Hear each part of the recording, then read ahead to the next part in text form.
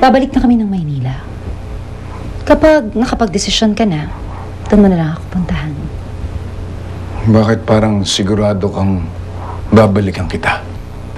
Alam kong nag-aalinlangan ka, Federico.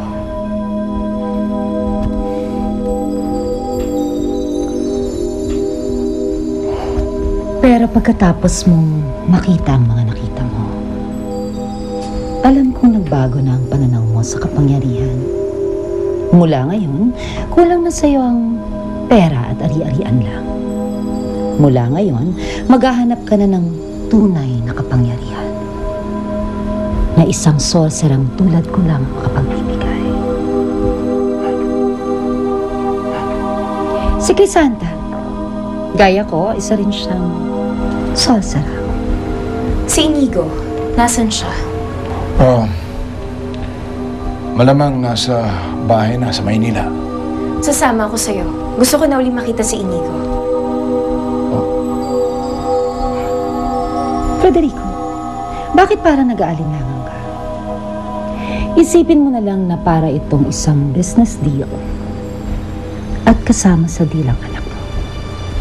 At matapos mong makita ang kaya namin gawin, sa tingin mo ba tama na tanggihan mo kami?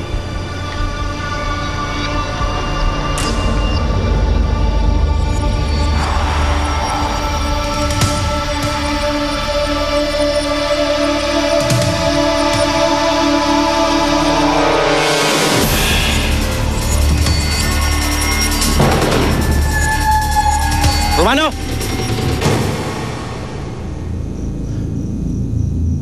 Romano! Asan ka ba? Roman! Ako harapin mo!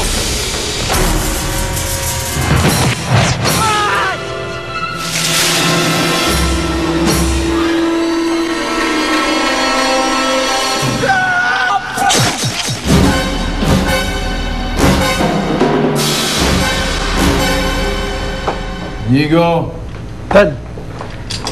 look what I have for you. Santa? I miss you! Namiss din kita. Basta.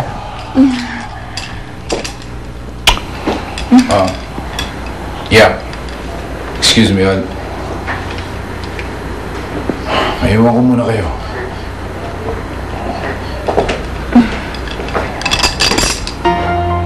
Parang may kakaiba kay Daddy ngayon. Huwag mo na siyang intindihin. Marami lang nangyari ngayong araw na to, kaya malamang pagod na ang daddy mo. Oo nga pala, ang pamilya mo. Kamusta sila? Bakit mo naman naitanong? Kanina kasi pauwi dito. Nakita ko ang kakambal mo. Nakita ko si Romana. Nakita mo si Romana?